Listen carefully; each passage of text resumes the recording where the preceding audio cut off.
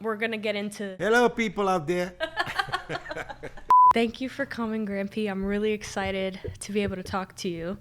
Now, before we get into your personal experience of that day on 9/11, let's start off by discussing where were you employed at the time, and what did you do for work? Right now, I can tell you I was working for Interactive Data. We were located at 100th Street. That's corner of John Street and William, 3 blocks east of the World Trade Center. So Short blocks. 100 Williams. 100 Williams is the corner. Okay. The corner building of John Street and William. And what did you do? What was your job? As a communications technician. Got it. So you were in the comm department. So for that building, for I'm blanking on the name. 100 William. Interactive Data. So for Interactive Data, you basically handled all the IT. Well, communications at the time, IT wasn't that heavy. Was not really like proliferated like now. It's like really everything is IT now. At the time we're still young in the IT coming in. So making sure phones were hooked up, computers were operating. Right? They were speaking to each other, everything, because I handled the New York office at the time. The communications department. I was the senior, of course, in the New York office. We have Boston and Bedford, Massachusetts. At the time was Lexington, Massachusetts. We have a puppy interrupted. Stop it. Can you stop it? How did she? You were right. She jumped. But is this avocado? Yeah. I saw her. Okay, I could read a dog's mind. We're gonna take a brief pause to get these dogs out of the way. I could read her mind. She was like, she was measuring the distance. If she could jump it or not. Okay. So where were we?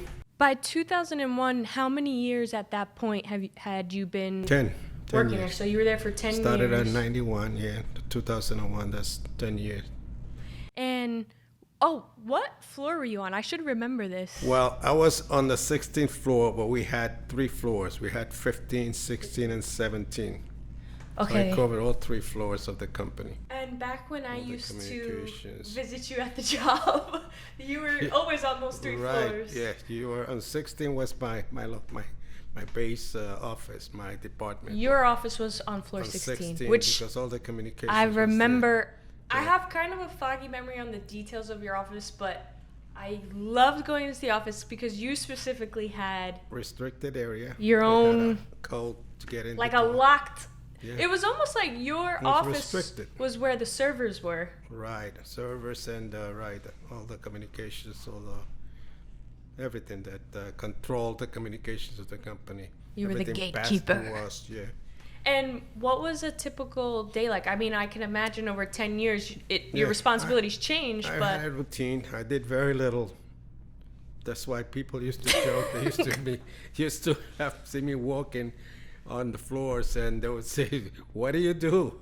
And I used to say that my favorite saying at the time was, "I don't get paid for what I do. I get paid for what I know." Because if something went wrong, an alarm came on, I had to handle it and basically know what was going on, be able to jump right on it, call the telephone company or whoever the troubleshoot service providers. Yeah. So it's not that you were like, from 9 to 5, I'm busy. It's like if someone calls you, you're there. Right. I had to be there. Yeah. That's why. I couldn't handle 3 floors by myself. If I was doing things at all times, but it got hectic at times.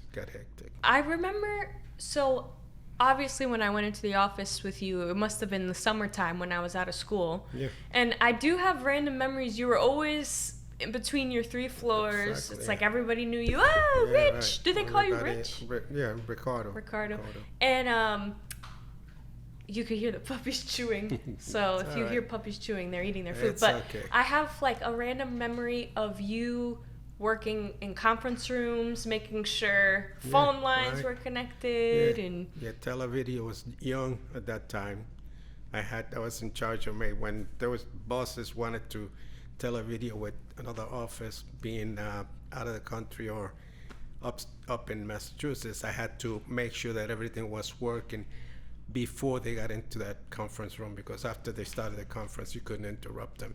So would you have an opportunity to test the connection Oh, before these I had calls? to, yeah, with my cohort up in Massachusetts, the And communications tech in Massachusetts. at that point, was it email? Like, for example, let's say people in the company had a big conference at this time on this day. How would they alert you? Were you all email? Well, first thing that I would know is somebody could get onto the computers and they couldn't communicate. There's a problem. I would basically look at see if they did something wrong. If it then everybody else started complaining and alerting me, then I knew it was something major. So I had to go into the room and find out, look for alarms and what have you. And by that time, phone calls would start coming in from the other office, and other offices would be contacting us that they had no communications. The test of times was like when I was hired in '91, there was a big major, I think I mentioned that to you one time, big major blackout in New York. Oh, right. Actually, and I wasn't in the office because I was in emergency. I was in the I was taken to the hospital that day, and it was like. Was it during the day that happened? Yeah. Doesn't matter when it happened. That knocked out everything. No communications, no nothing. So like, and the only way I knew was because of the news. And I said, "Holy, we're in trouble." Of all days to be out of work. Yeah, I was. Yeah, and I thought that was the end of my employment because I was in charge. Everybody was looking for me. So Did you call out prior, like they knew you'd be out? they let me. No, that was an emergency. Oh.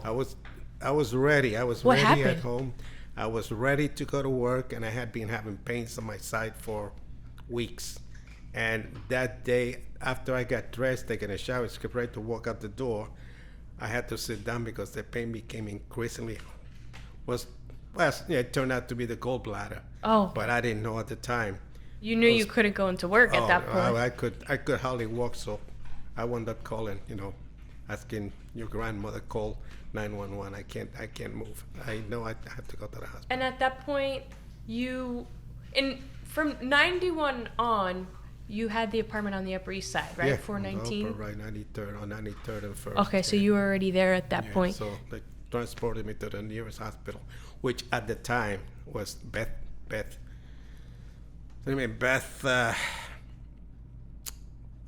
something.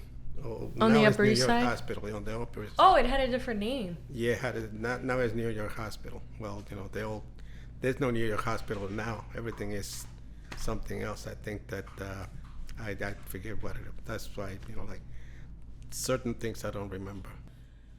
On the morning of 9/11, do you remember the specifics of getting ready for work? Like before you even got into the office, Yeah.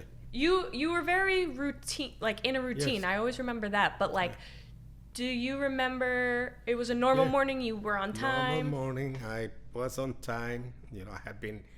I spent some time the night before drinking, but still never. I could drink all night and be on time at work. I had a hell of a hangover that morning. That I remember. You do? But that thing went away after the crisis. Sobered you up. Oh yeah, completely. But it wasn't that I had a hangover. But my day started at 8.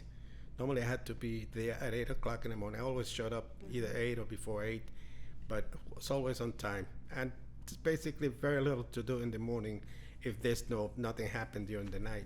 But, So it was it was normal. a normal day, yeah. And your commute was the crosstown bus to the subway, Right to Lexington and 86th Street. and then you take the Then express I take the train, right? all the way down all to, the way down to what, Fulton Street. Yeah. Which is so funny because then years later that ended up being my commute. Yeah. But anyway, so you were on time. Right.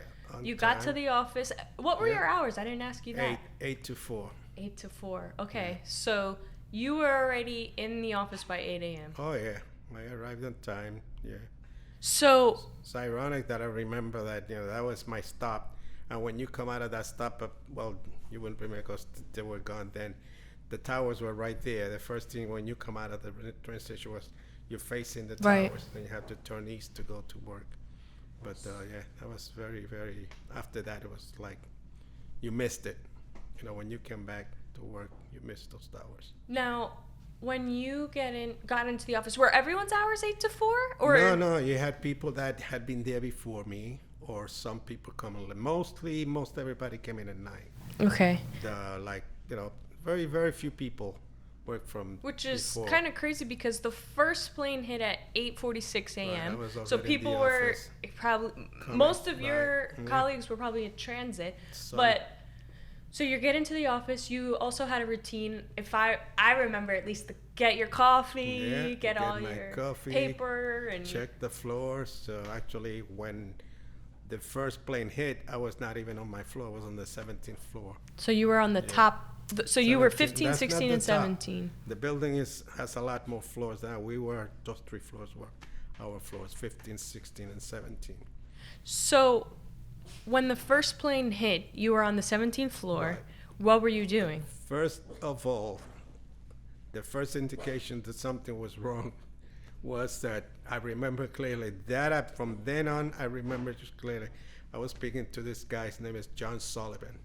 Casey's out there, John Sullivan. And he said to me, "Did you feel that?" I said, "Feel what?" He felt like, he said, just like a rumble, like the floor. So I didn't feel anything. Maybe it's because of the hangover that I had. I was still like, so. A little foggy. He said, "Yeah, it was strong." I said, "I don't know." So we had windows that faced east and south. Okay. So first of all, I went south. And when we looked out the window, south is looking towards Brooklyn. And we could see, because we were on the 17th floor, so I see papers, all kinds of debris floating in the air. And that's when John and I said, something's not right, something. And we were trying to see the direction where the debris was flying from. And it was from the east side. So we ran over to the east side of the building. That's when we first saw the tower on fire. So you didn't actually hear the impact? No.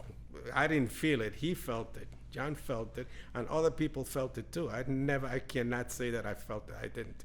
Then that's when I first saw the tower on fire. The North Tower was like fiery red coming out of and it was a horrific view because, we're close enough to see this thing. It was vivid, very vivid. So more people came over to the windows, and we were looking. I can imagine. It's like the commotion's starting to build. Yeah. And the comments start going back and forth. And I remember somebody saying that it had to be a plane. I said, if it had to be a plane, it had to be somebody stupid because it was a beautiful day. It was sunny, bright. No clouds in the sky. It was clouds, but at that height, there was no clouds over there. And it was beautiful. It was a beautiful flying day. So that's the first time that it was kind of weird. I had this feeling that something was not right.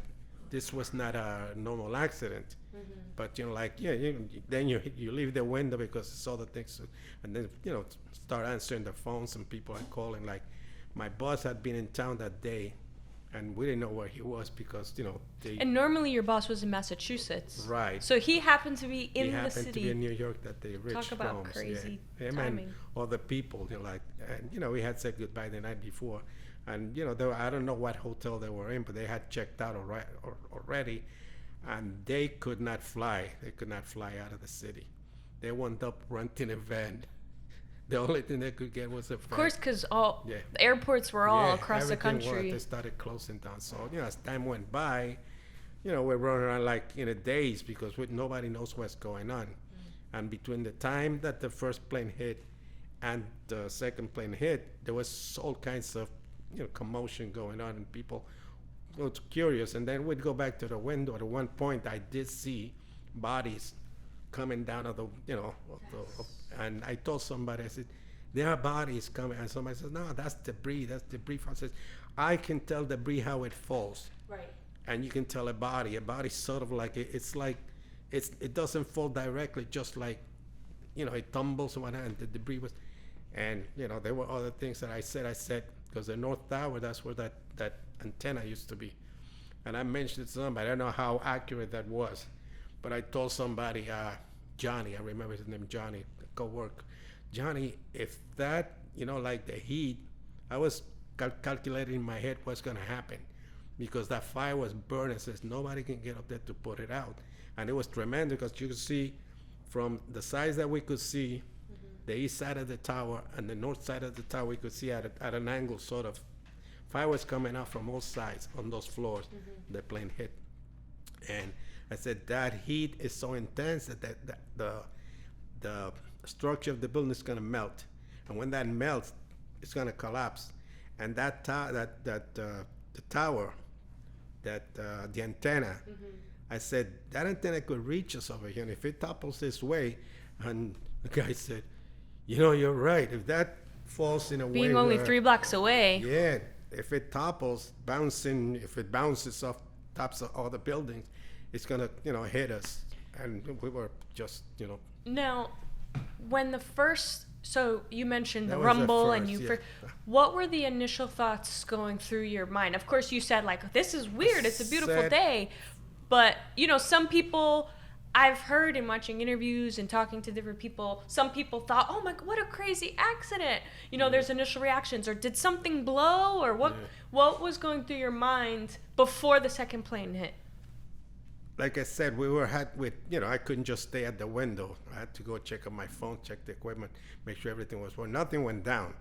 But I had this sort of like a weird calm about me, because something was telling me, my mind was trying to compute, this is not a regular accident. It didn't seem like an accident to me until somebody verified it, some of co-workers that showed up, that they had come in from, they get off at the PAT station, still is today at the bottom of the World Trade Center, right? But the people that were coming From to Jersey work, to from the PAT, Jersey yeah. to the PAT, and there was the supervisor that when she walked in, she was hysterical, and she saw, after the plane hit, of course she didn't see she heard this noise, she described it, and then she said, I forget which one was it. I think I think it was the American Airlines or I don't remember at this point whether it was the American or the United that hit the first tower. But she described it. She said, and they had to calm her down. And then people started coming in that had been on their way to work. Commuting They in, started- yeah. And they had stopped to watch the whole thing. Those were the first indications that we got that. I said, I told you there was no, because everybody was mentioning a plane, right? Like a little plane. Could this have been an accident? A little Yeah, plane? but I said a little plane Wouldn't not do that cause damage. That damage, and that fire was burning. Remember, those planes had fueled up for a flight to California or someplace, so they had Tons of tons fuel. so That upon impact, that's now yeah, that was going. the first. Then word started coming around that the Pentagon had been hit. And that's when, then your mind is crazy. You don't know what you're thinking now. That this is an attack. Then everybody's, the comments are coming in, little bits and pieces of information that the Pentagon had been hit. And then they said there was a plane in the air that they didn't know where it was. And that was the plane that they got down in Pennsylvania. Yeah, but we didn't know. So like all these things were happening. And then the second tower gets hit. That's when everybody forget it. We have to evacuate. At that point, did you think, oh, this is not an accident. No, We're under attack? I was confirmed when the people started coming in that they said it was an airliner, passenger plane. I knew. I said no. And no American pilot, no matter what you put on his neck, is gonna fly a plane into a building, kill all the Americans. I knew that from the moment that they said it. That no. This was I didn't say hijack, but I said this was no pilot under his own doing that, crashed that plane into that building. And I have a memory, too, of you, I believe, speaking with some of the women you worked with, who, of course, were freaked out, they're upset, and there was a fear that the building would topple this way, but you had the theory that it would crumble down. I didn't know which way. I didn't know that this buildings were they were designed to go that way. If there was this was designed when they built them. What happened, the way they felt, this was the design. But I didn't know, and I thought I knew the building was gonna collapse, but I always thought that the top, where the fire started, I thought that was the part that was gonna collapse. And then of course that antenna, huge antenna, it's gotta go someplace. Yeah. And that's when I told the people, if that antenna, happens to I see. come this way, that's it. So at this point, both towers have been hit. At what point? When the second tower got hit, we were everybody was just commenting, and some people went back to work, and others were. People went back to work. Well, they were trying to do as much as they could, because we didn't think that. See, while that building is burning, we didn't think that it was so serious. until word came out that the Pentagon had been hit. That's when people started, and I started getting jittery. But when I didn't see the second plane hit either. Some women that actually had been at the window when it happened and they saw it, they freaked out. They really the yelling was incredible. And everybody, they started screaming, the other tower got hit, the other tower got hit. So, okay, this is it. That's when I said, that's it. This is serious. And at what point, so now, of course, when that second one hit, you're like, something's going on. How soon did you evacuate the building? How soon? Well, the second tower is still standing, right? When it got hit, then nobody was saying anything. The superiors were not, nobody was, said, somebody has to give the order to evacuate this building. And finally it came down that we had to evacuate. And where did that come from? Do you remember? There was an announcement made over the loudspeakers? On loudspeakers, yes. But you didn't have an instinct like, oh, I'm getting out of here. I don't care what they say. I wasn't going to leave. No, I wasn't going to leave. I waited. And then, matter of fact, that's what happened, that after they gave the order to evacuate, we're calmly walking down the stairs. Some were rushing. We're calmly. I'm not going to kill myself, tumbling a flight of stairs. We didn't know what was going on. I had a feeling it was real serious. I knew at that time that it was serious. But it sounds like you remained a level of calm. But yeah, I was told. I was commented. One fellow that I had never spoken to, and I don't remember. It was a big time salesman for the company. After 9/11, he came to me and he introduced himself. Says, "You really, really were handling yourself like a pro that day, And he said, because on the way down, I don't know what floor it was, there was this lady. It wasn't a worker from one of mine. There were people mingling in the stairs. The other companies were evacuating too. So this lady, an older lady, older than me, she opened the door to another floor, and she went in. She was like, panic, looking for an escape. And I went after her. It was the floor had evacuated already. This other company had evacuated. It was lower than where we were. And I said, lady, you don't go this way. Get back to the stairs. And I was like, and she was, no. And she panicked, completely panicked. So I had to calm her. I said, listen, you're going to have a heart attack. Yeah, you don't calm down. Let's get back to the stairways and let's walk down. And then I calmed her down. And that's when the salesman saw this interaction. And he commented, he said, I saw what you did. And, you were really cool that day. After that, they were, they instituted all kinds of emergency situations that were not in place that day. And they wanted to make me fire warden. I said no. I didn't want that. Yeah. But they do that, well, now, since 9/11. Like, even when I worked on Liberty Street, they had, where they would get everybody on the floors and someone had to volunteer for fire warden. But they elected me. I said, no. Because you're cool, calm, and Yeah, collected. no, I don't want to know, because I was always like, Why not? No, I didn't want the responsibility, because, I would not leave without being fire warden. But if I was, I'd have, because there were drills after that. Oh, I see. And you had to make sure that everybody left. We had drills, many drills after 9/11, where you evacuate us, so an emergency is going on, and you're familiar with the drill. So Yeah. a fire warden has to go through the entire floor. There's always Make sure everybody's there's out, always bathrooms. there's always a guy that she doesn't want to leave. She'll stay at her computer. She'll be on the phone. You have to get out.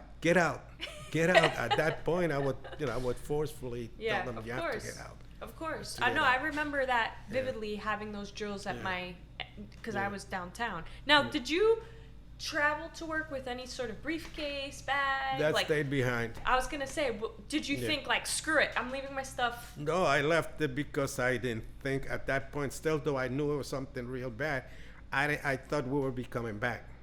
So you next weren't, day or something. I'll come back, I get left it everything later. in my briefcase with all my paperwork, everything, my charger to my phone and everything stayed in that, everything that I carried stayed there. And so once you're out of the building, that's it. But I wasn't thinking that way, because once we got downstairs, we couldn't see. It was like it wasn't fog. It was like from the towers. Like the ash debris? The ash, white trash, ashes. Yeah. And you can see then that you could hardly breathe. You had, people didn't have handkerchief. I had a handkerchief, and people put them on bandanas and stuff, covering their faces. Well, there's two questions now. you mentioned cell phone or a phone charger. What Yeah. was the cell phone situation? At the time, like I said, things had not been like everybody has iPhones now and all Our that. smartphones. Mine was an Nextel. Are you Flip familiar with phone. Nextels? Yeah. Those stupid things. They look funny though, but they were reliable. And And is that with the antenna you had to? Bloop? yeah, you had to. That's what I had. That's what my team had. The team. So that's how we couldn't communicate because they weren't working. There was no service. When the tower came down, that brought down the service. So, at that point where we all congregated in front of the building, but the ash was incredible. We didn't know which way to go. Nobody. I was gonna say when you exited the building. So the first thing you're seeing, you're opening the We door. can't It's see that. anything. The ashes, you could see that the air was impure. Like there was, I mean, we had to have been breathing some of that because immediately I had to grab it. Luckily at that time, I used to have The handkerchief. Yeah. and I put it over my face. And we were, the people that I worked with, the team, we couldn't communicate, so I didn't know where was anybody. Was Joel, Edwin, and all those? I didn't know. Elaine was part of the team too. She had a cell phone, because she was part of communication, Elaine. And so we decided. I live north of where I worked, so said, well, we're gonna walk north. I don't know where anybody's going. Some others that lived in Brooklyn had to walk south. Nobody could walk east because that's where the towers were. I mean west.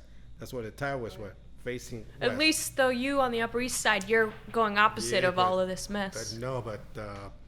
We had to we didn't know, we couldn't go in there. We couldn't go west because that's people thinking train stations, trains, everything was stopped by that time. When the towers came down, I think they stopped all. So people were walking. I mean, there's probably in film of all the millions of people that were walking that day, walking towards Brooklyn, walking uptown like us. And that's where we started walking. So I stayed with a small group of people. Elaine was one. Elaine Schellenberg was a co-worker. This guy, Rich Joshua, he used to work with us, but he came from another company that day because he was concerned. He left the same town that Elaine left, and this guy named Vinny. All four of us stayed together like a group, right?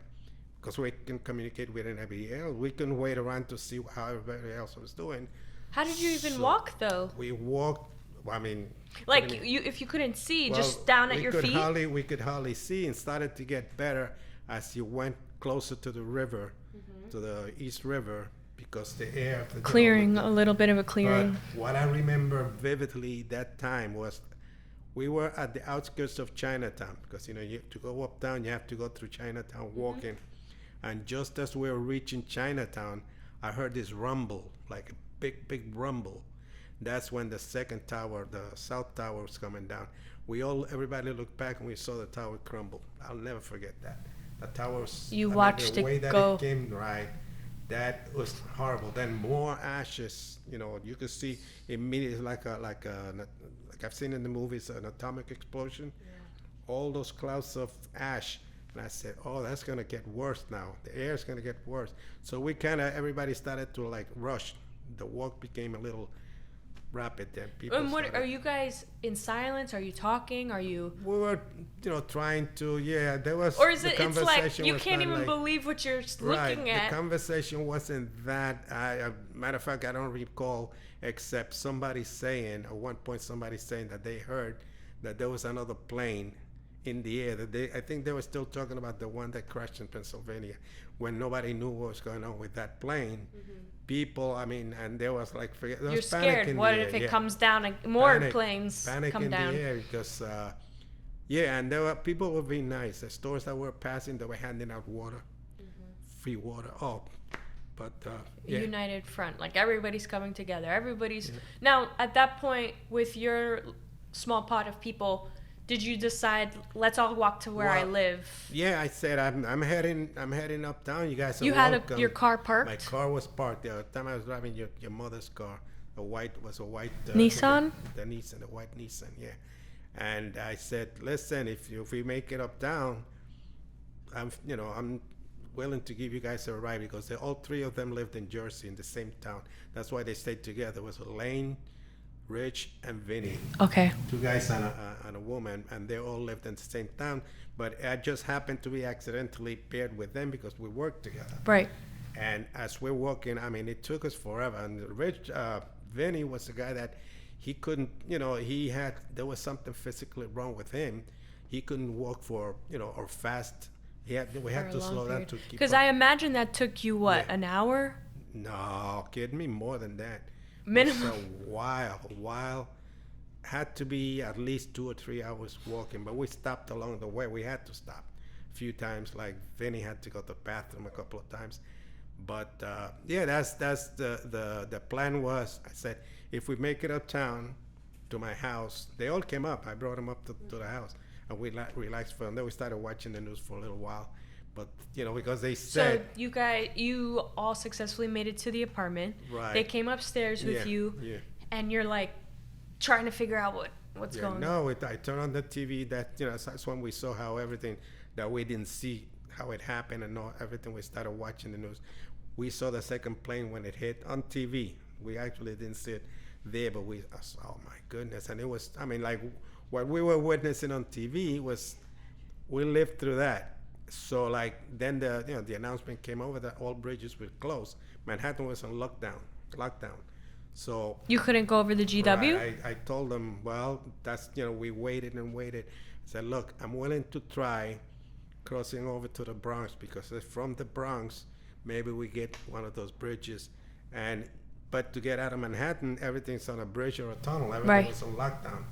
So we decided, like I said, it was like close to maybe 3 or 4 hours later, we decided to make a run for the GW. So as I'm driving uptown, there was, of course, police everywhere, there are barricades. So when we were getting close to the bridge, there was a policewoman, and I asked her casually, I says, is the bridge still closed? She says, oh, no, you can go right ahead. Oof. I said, whoa, everybody started Thank cheering, God. and we crossed over. I took them over to, they lived in East Brunswick, New Jersey. Okay. East Brunswick. So you were able to take them to their I town? took them all the way there, and as we're driving, I said, that's going to be impossible for me to get back to Manhattan because the traffic coming in was, it was like bumper I was to going to say, bumper. what was the traffic even Coming, exiting well- the GW? Like Well, exiting the we city? got out because there weren't that many people Northbound. leaving. There weren't that many people leaving by car, but coming over was like, but it was rescue. It was mostly rescue, army trucks and what have you. And I could see that there were like some trucks that I knew that they had some type of. I said those trucks. I told them, I said those trucks have body bags in it. Those are shiploads of, because they knew the toll was going to be great. Because when those two towers came down, I didn't think anybody survived in any of those buildings. If they didn't get out before they came down. What about, I'm still stuck on the walk from downtown all the way uptown. Did you pass injured people? Did you pass? No, we passed people that were worse stuff than us, the ashes. There were guys that they were like in the days just walking. And I saw this old man. I remember this old man was like covered from head to toe in ash. He must have been closer or stayed longer there. We saw people that were stuff than we were. We were inside the building until when they gave the evacuation order.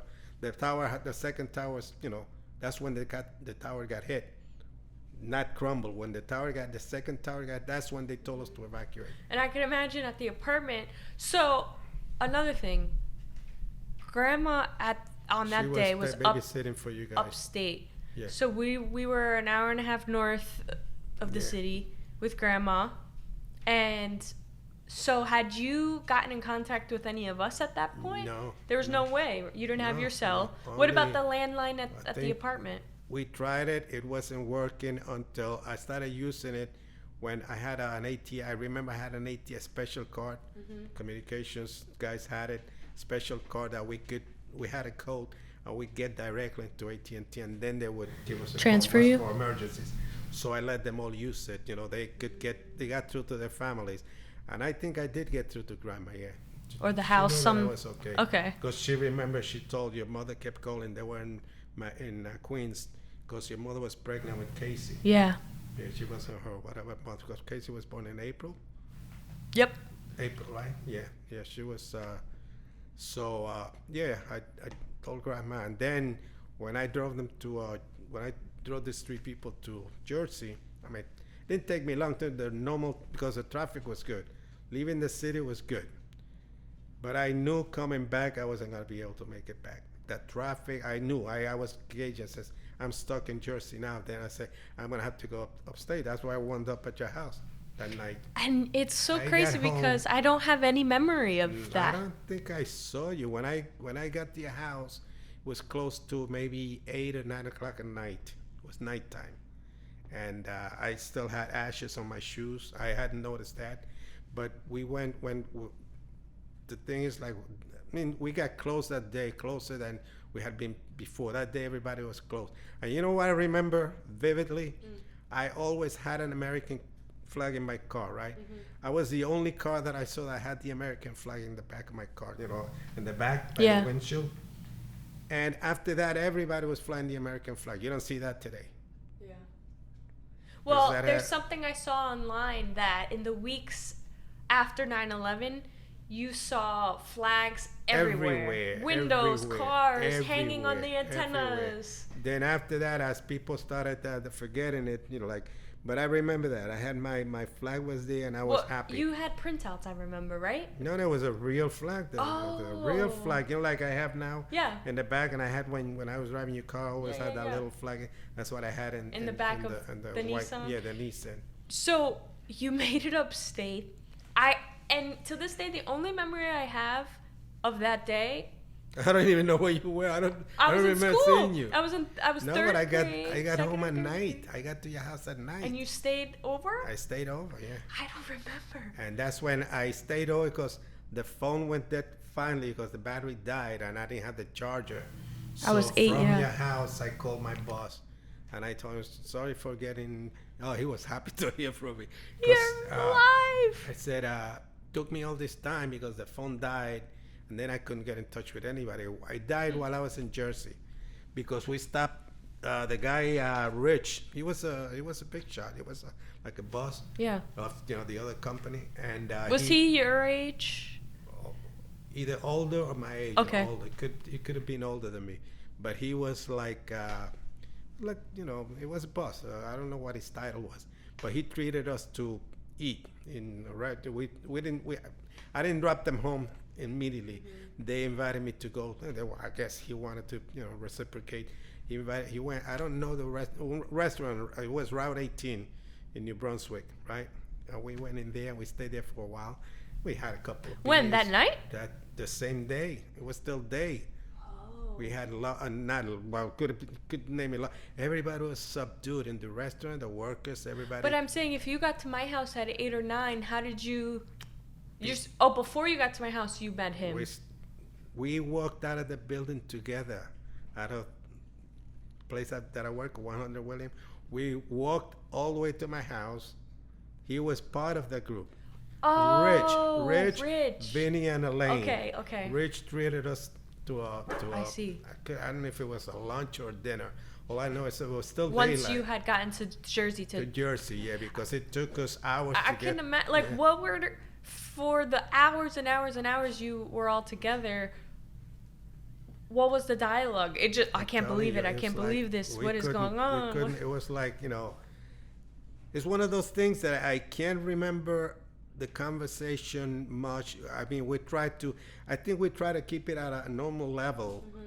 And I guess in the back of our minds, we didn't want to, like continuously talk about it, but it was there. I knew it was there.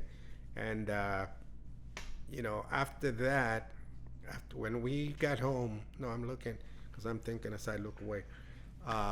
When we got home to Grandma's house, like, if Rich wanted to stay long, he says, we can get some beer because we're not going to get out of town. And he's the one that, he was, apparently since he was a boss, he had his business card, whatever. But I said, well, you guys are willing to stay here overnight. Vinny, you can't sleep with me. That there were only 2 bedrooms in the living room. And I told you guys are welcome to see if you have to. And joking, I said, that's one of the things I remember telling Vinny, because, well, Let me not cover that. I told Vinny, you can't sleep in my bed. And, Elaine was a different story. She's a female. She got to stay by herself. And Rachel would have had to find a place, but it didn't come to that. Now, we kept listening. You decided to give it a shot. Yeah, because we kept listening and says, well, if the bridges are closed there, he mentioned that he has some relative in the Bronx or in Yonkers someplace, which is north of Manhattan. Yeah. I said, well, we could give it a shot. I said, well, if I get there, they would have gone together because, he was their boss at one time. When he used to work in my company, he wasn't my boss. Mm-hmm. He was a boss. He was their boss, Elena and Vinny. But and I knew that they were gonna go together. So if I made it to Yonkers, I was gonna keep going upstate because I knew I couldn't. You might as well at that point. Yeah, but coming back to Manhattan, it wasn't a matter that it was in lockdown. It was a matter of the traffic. Right. And I said, it'll take me forever. I tried to give it a shot from New Jersey. I gave it a shot, and it wasn't. I stayed in traffic for luckily I knew New Jersey because I used to, remember Grandma has family there. So I knew New Jersey well enough to find a route to get upstate. That's why Thank God that they didn't decide to shut off all of those bridges. Well, that had at one time. It's just that it took us so long. Remember the walk from downtown to my house, right? To Grandma's house. The walk could have taken us, I would say, roughly 2 or 3 hours. Mm-hmm. So if this happened in the morning about 10 o'clock is when the whole hell broke loose. It was 10 o'clock. So the second plane hit at 9:03 yeah, something, right? Or so 4. By the time they're collapsing. Right. So, yeah, but when the second tower collapsed, we were near in Chinatown, like I said. We didn't come back to work until the market opened, right? Because there was How nothing long going. was that? I think that they opened up, it was a symbolic opening because the very little you could do, everything was destroyed, communications and everything. My job suffered a lot because everything was out of, we were down. We came to the office. I'll have to look it up. I should have looked prior to coming here today. The day that the market opened, that they rang the bells, it was symbolic. I was in the car. Coming from your house to down, because I decided when my boss told me they're gonna open up the market. Did you stay with us Yeah, I stayed all that until time, the office opened? Yeah. You had clothes? You packed? No. I don't know how I survived, but yeah, the boss told me no. He said go on the phone right from your house, from your mother. I called him up and he said no, go any place, buy a charger, no matter what, we'll charge it to the company. We're gonna pay for it. So I went to the mall. I really go to the mall and looking for. There were those stupid things, like the ones you plug in the car. Yeah. That's what they look like, the chargers. Yeah. And it's for the. I said I bought 2. I bought one for the house, one for the car. Once he said buy whatever you need, don't worry about it. We'll pay for it. Whatever. I was happy. Like, but okay. yeah, but we got many that day. I mean, you can't forget him. I'm pretty sure that I'm not mentioning things that happened that they're not forgotten. It's just that it's not sometimes the conversation goes towards that, and sometimes you'll be someplace, somebody says something, 9/11, this is what happened, I was there too, blah blah blah, and we get going, we start talking because people did panic there at the office, and there was this woman that her daughter worked there, right? And she was her daughter worked at the World Trade Center. Yeah, with us. No, Oh, in with your us. office. Gloria, her name was Gloria, remember her name. And her daughter was like a young girl. And she decided she wanted to see all of this close, firsthand. And her mother was trying to tell us that, but no, people were trying to do work. When the communication had not been come down, the communication hadn't been broken down, people were working. That's why I tell you, we were one of the last companies that ordered evacuation. When the plane hit the second tower, that's when they decided, you got to get out of here. You got to get out. And that's when, but this girl went out. And you were so close. Gloria was panicked. And she, my Rich, daughter. but she left. She wanted to see this, and she probably walked, but no, she turned out to be all right. Okay, good. But she walked towards the towers. That's the last time anybody saw her, that she was walking towards the tower because she wanted to be nosy, younger than you are now. She was young. Before social media, imagine. Yeah. Oh. Yeah, Now, she wanted to be. Would you say though, you don't have to have the exact duration it took to get back, but was it weeks, months, what? I think it was on the 17th of September, if I'm not wrong. Figure out from the 11th. That's it? It was less 11, than. It was on a Monday. They opened up the market. So less than a week? Did the 17th fall on a Monday? Let's see. Look it up in the calendar. Let's see. The 17th of, well, if today is the, okay, count from Sunday. Sunday is the 11th. Tomorrow is the 11th of September. So that would be 11. 2001. So September 11th was a Tuesday. Yeah. The 17th was that following Monday. So that's when the market That's opened. soon.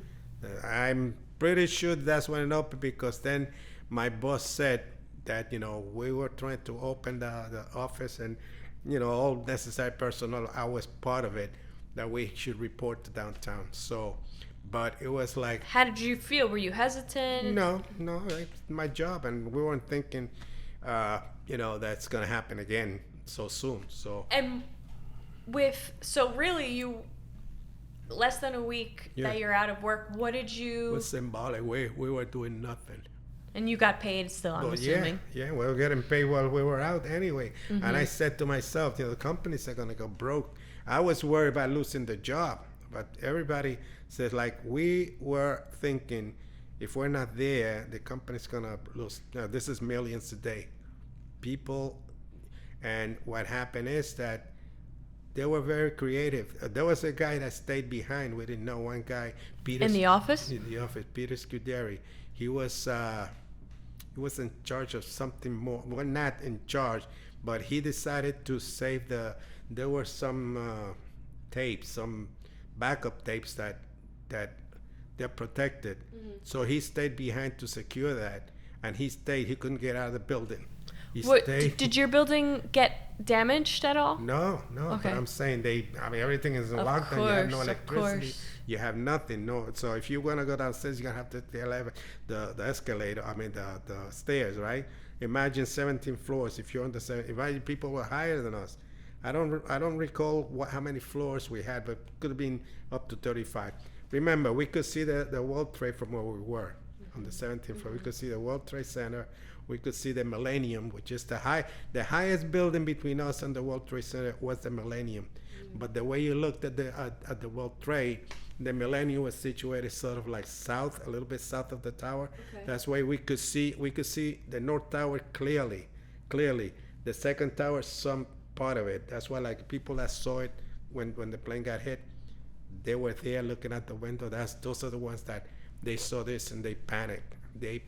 It's terrifying. I think about when I got the job at Fortune and our building, Liberty Street, where my desk was, Liberty Street, that's close, yeah. My desk was situated right next to, of course, now the new towers. Yeah. And I was right there that you couldn't even see the top. Like I was just looking up, and I always imagined I can't picture what that would be like. I can't fathom being that close and seeing this happen and the spread of the debris. And that's one of the first questions I asked my boss was, how are we going to come back? There was no power when we left. Mm-hmm. He says, oh no, they're going to have power. And obviously we couldn't get the equipment, nothing's running because everything got destroyed through the World Trade Center.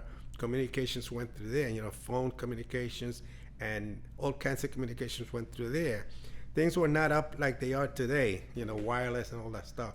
But he said no, but we weren't in there. We were there like, forget it. But, sitting around, just BS in the breeze. But there was nothing much we could do until, everything started to come up slowly. And you then remained another 10 years after that. Yeah. So it's almost like pre and post 9/11. You did the 10 years before and you stayed 10 years after. Right in the middle, yeah. I didn't think about that. That's actually really 2011 special. was 10 years after, and then I retired 10 years after. 2021, yeah. That's 2011, yeah. 2011 was 10 years after. Yeah, it was 10 years after 9/11, and now it's 21 years. It's been a roller coaster. Yeah, but how would you say the city changed? Did you get right back to your regular commute? But did the vibe in the city feel different the weeks leading after? I couldn't say. Couldn't say. People were not people didn't seem so angry with each other. This September 11th will be 21 years.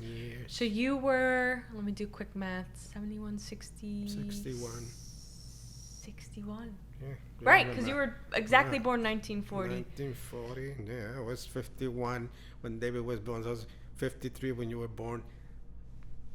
So easy math, yeah. Very easy math, and and it's been 11 years since I retired, right? 11 I retired years. in 2011. And it's 22. Yeah, you're Look right. at that. Look at that. Eh? Mathematician over here. 2001, yeah. So yeah, but that was. Oh, sorry. Finish your thought. Did we cover everything? We went through every single question. The last question I have is, do you have any thoughts or takeaways that you wanted to further share in living through such a terrible moment in history?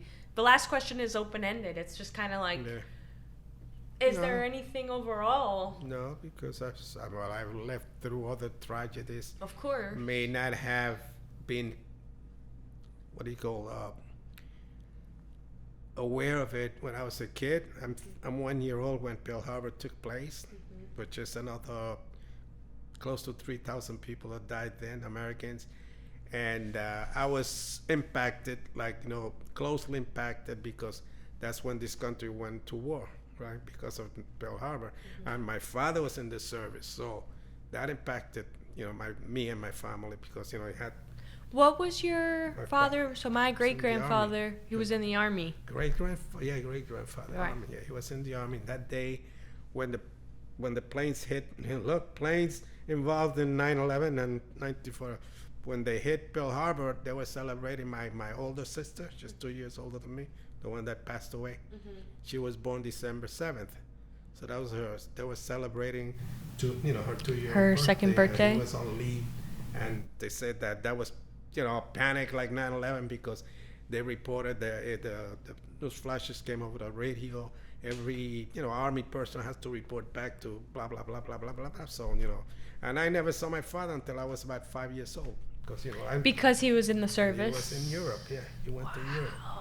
I had family that went to, both wars, and then he stayed in the service. That's why I'm saying, I respect and I love this country. I love the flag. My father served in World War II, right? He didn't get discharged. He just stayed in the what they call the reserve. When the war in Korea broke out, which was in the 50s, he was reactive. His unit was reactivated. And what was his? Do you know? Shipped to Korea. What exactly his role was? Was he in combat with He weapons? saw combat. Yeah, he saw combat in World War II. Matter of fact, he had, as a kid, I remember he had this big.